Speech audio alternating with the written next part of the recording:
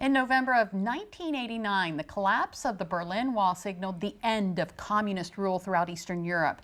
That same year, an estimated 100,000 Romanian children ended up in orphanages, a high number linked to pro-family policies pursued by former dictator Nicolae Ceausescu. Now, many of those orphans were adopted by American families. As a matter of fact, people like our next guest. We are joined this afternoon by Nori Vito. She is the co-director of a documentary film called Come Find Me. How are you? Welcome. I'm doing well. Thank you so much for joining us this afternoon. Thank you for having me. It's great to be back. Okay, so help us get started here. Give us a little background.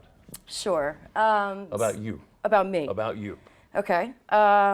Well, in 1991, my parents were looking to have more children. They weren't able to have any after they had my brother.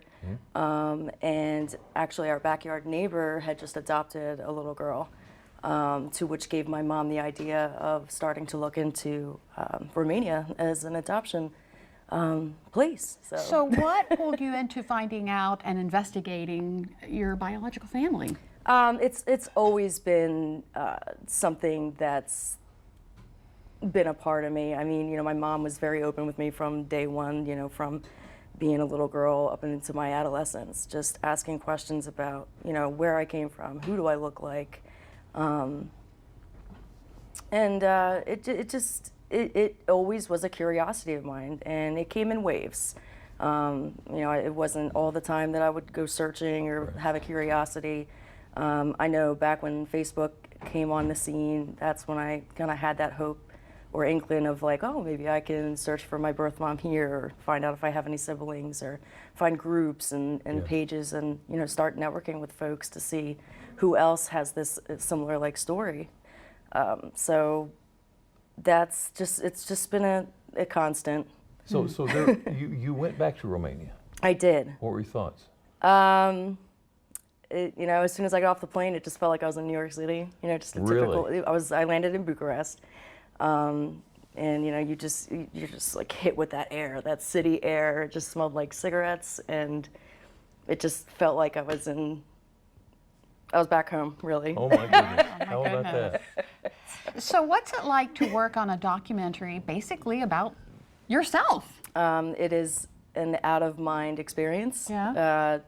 And I know from the very beginning, from when I pitched the proposal, it was going to be probably one of the most defining parts of my life, because I've been wondering so long, and to be able to, you know, pitch a proposal and, you know, have that thought of, wow, what if my project does get picked? And I do wind up having to go do this and search for her.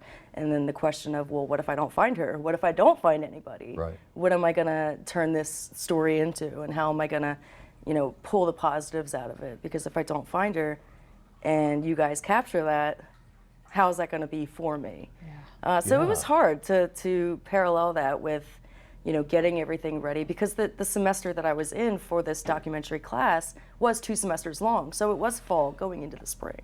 It wasn't just a 1 to 2 month thing where I pitched the proposal, you know, we shot a couple of scenes and put a couple of pictures up, and that was it. You know, I had the opportunity to go over there, to go over to Romania, to also go over to Crete, which is the little island off of Greece, which was actually where we found her.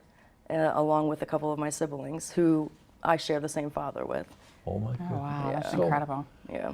did this give you a new perspective on mental health and trauma? And Absolutely.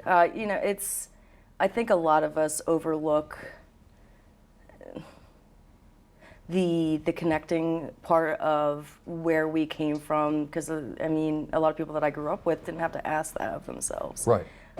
So internally, I had to figure out, okay, how am I going to work through this in my personal relationships, in my relationship with my family, who I identify as a mother, as a daughter, as a friend, you know, looking different from everybody else, but, you know, also feeling that inclusivity as I got older, to look at the positives and use this story of mine as an outlet to to help others instead of letting that deter me and, Right. kind of feel isolated in that adoption. Well, the documentary is called Come Find Me. How can we watch it? We can watch it finally on Maryland Public Television. It'll be up on March 18th at 7 o'clock. We are all very excited. Mom is already planning a little viewing party with the neighbors and everything like that. So I'm excited now because Juliana's older. She's understanding more of this now. Right. Your daughter. Yeah, so she was a lot younger when we were filming, and she kind of really didn't know what was going on. Why is Mommy going away for 2 weeks? That was the longest time I was away from her. So it's going to be, I'm really very much looking forward to just being able to share that with her and really just be able to get the story out there because we haven't been able to talk about it really. We had to keep our lips sealed as far as where is this going to show and when. Yeah.